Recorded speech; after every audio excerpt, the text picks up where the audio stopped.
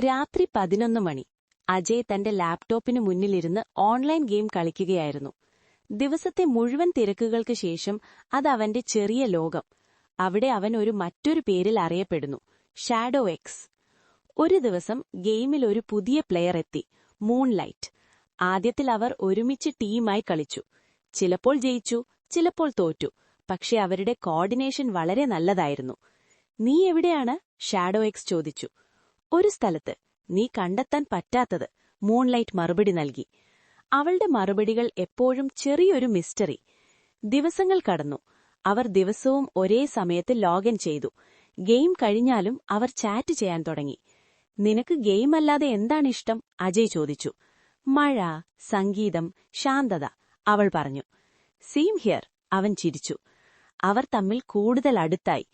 ഒരു ദിവസം അജയ് ചോദിച്ചു, "നിന്റെ യഥാർത്ഥ പേര്?" മൂൺലൈറ്റ് കുറച്ച് നിശബ്ദമായി. "സമയമാകുമ്പോൾ പറയും," അവൾ പറഞ്ഞു. അവളുടെ ശബ്ദം കേൾക്കാൻ അജയ് ആഗ്രഹിച്ചു, പക്ഷെ അവൾ വോയിസ് കോൾ ഒരിക്കലും സമ്മതിച്ചില്ല. "നമ്മൾ ഇങ്ങനെ തന്നെ നിൽക്കട്ടെ, പേരുകളില്ലാതെ," അവൾ പറഞ്ഞു.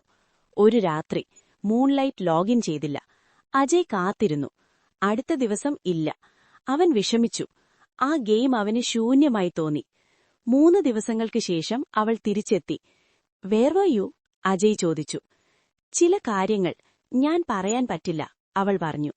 അവളുടെ വാക്കുകളിൽ ഒരു വേദന. "നമ്മൾ ഒരിക്കൽ കാണുമോ?" അജയ് വീണ്ടും ചോദിച്ചു. ഇത്തവണ അവൾ സമ്മതിച്ചു. "ശരി, നാളെ ഒരു കെഫേയിൽ," അവൾ പറഞ്ഞു. അജയ് ആവേശത്തോടെ കാത്തിരുന്നു.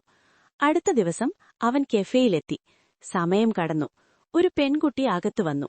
അവൾ നെർവസ് ആയിരുന്നു. "അജയ്?" അവൾ ചോദിച്ചു. "മൂൺലൈറ്റ്?" അവൻ ചിരിച്ചു. "എന്റെ പേര് നിഹാരിക," അവൾ പറഞ്ഞു.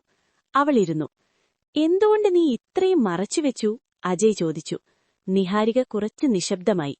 "എനിക്കൊരു പ്രശ്നമുണ്ട്. ഞാൻ അധികം ആളുകളോട് തുറന്ന് സംസാരിക്കാൻ പേടിക്കുന്നു.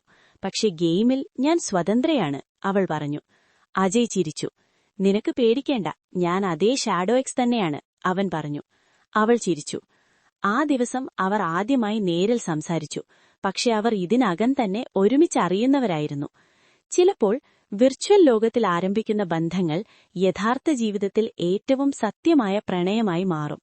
ഒരു ഗെയിം, ഒരു പേര്, ഒരു ഹൃദയം. രാത്രി വൈകിയിരുന്നു.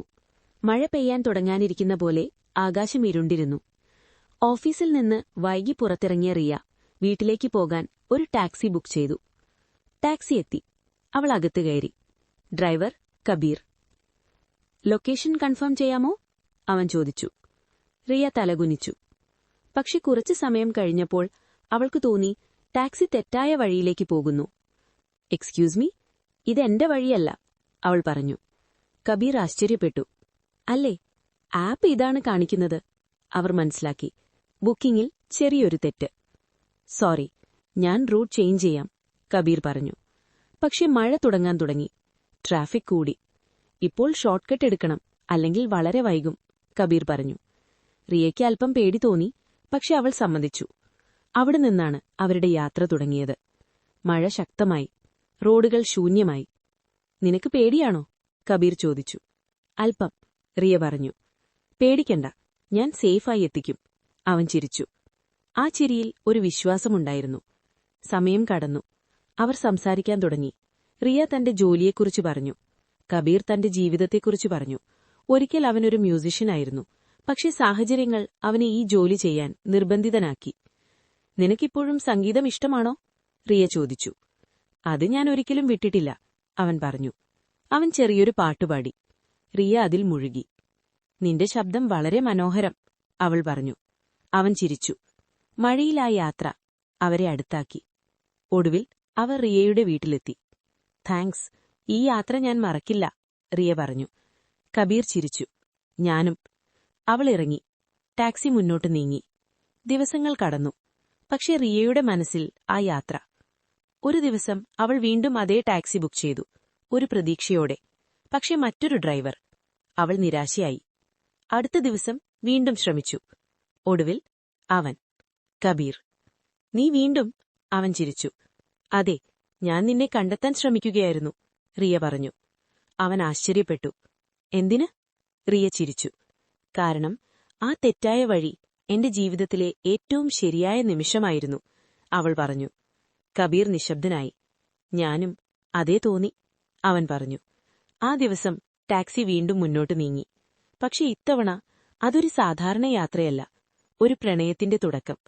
ചിലപ്പോൾ ജീവിതത്തിലെ തെറ്റായ വഴികൾ തന്നെ നമ്മളെ ശരിയായ ആളുകളിലേക്കെത്തിക്കും.